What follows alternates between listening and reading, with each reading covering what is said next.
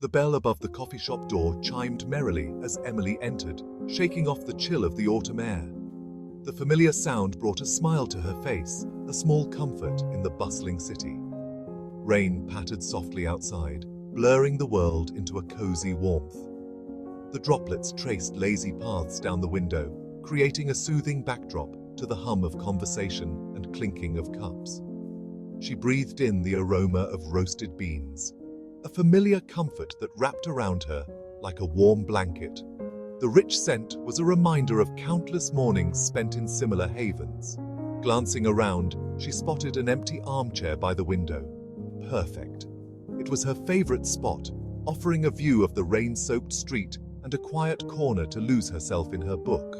She settled in, placing her well-worn copy of Pride and Prejudice on the table. The book was a trusted companion, its pages dog-eared and filled with notes from years of reading.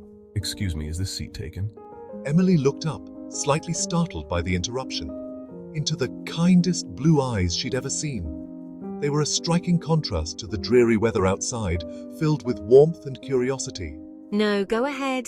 She gestured to the empty seat, her curiosity piqued by the stranger. He smiled, a gesture that seemed to light up the room, a flash of white teeth against his tanned skin. His presence was both calming and intriguing. Thanks, I'm Jack. He extended his hand, a friendly gesture that made Emily's heart flutter. Emily, she replied, shaking his hand, feeling a spark of connection. She replied, her heart already skipping a beat. This chance meeting felt like the beginning of something special, a new chapter in her life. You come here often? Jack asked, stirring sugar into his cappuccino. It's my sanctuary. Emily admitted, her cheeks warming under his gaze. Rainy days, sunny days, always the perfect escape. I know what you mean. Jack chuckled. Though I usually prefer a good cup of tea. Emily's eyebrows shot up in surprise. Tea? In a coffee shop? Don't judge. He laughed, holding up his hands. A man's gotta have his quirks, right? She found herself laughing along, his easygoing nature instantly disarming. They talked for what felt like minutes, about books, travel, and the simple joys of a rainy afternoon. Look at this, isn't it amazing? Emily exclaimed, pointing at the intricate swan design on her latte. She had never seen such detailed latte art before, and was genuinely impressed. The barista outdid himself today. This is a masterpiece. Jack leaned in, his shoulder brushing hers. He could feel the warmth of her excitement radiating off her. Impressive, though I think mine resembles a grumpy goblin more than anything else. What do you think? He showed her his cup, the foam art a haphazard blob. It was a stark contrast to Emily's elegant swan. Emily burst out laughing, the sound light and carefree. Her laughter was infectious, drawing smiles from nearby patrons. Maybe you should stick to tea. At least you can't mess that up. She teased, her eyes twinkling with mischief. She loved these playful moments with Jack. Maybe you're right. But I like the challenge. He conceded, grinning.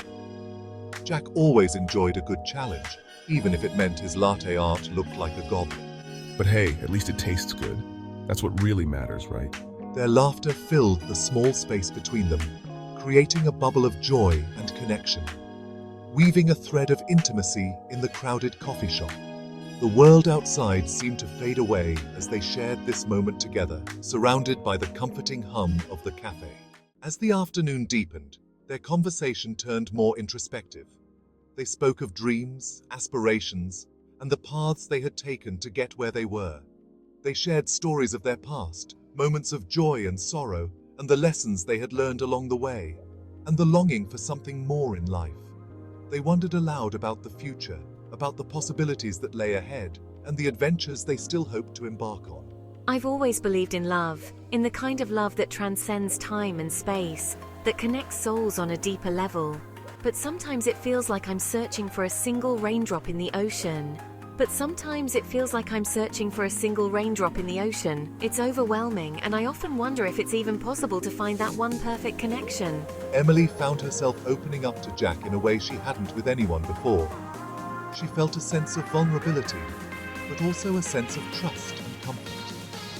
It was as if she had found a kindred spirit, someone who understood her on a profound level. Maybe you're not meant to find the raindrop. Maybe the journey is about discovering the beauty of the entire ocean, the vastness of experiences and emotions that life has to offer. Maybe you're meant to find the whole ocean, to embrace the entirety of life's moments, both big and small, and to find joy in the journey itself. His words resonated deep within her, sparking a flicker of hope. She realized that perhaps the search for a single raindrop was not the goal, but rather to appreciate the ocean of possibilities around her. She looked at him then, truly looked at him, and saw the reflection of her own longing in his eyes.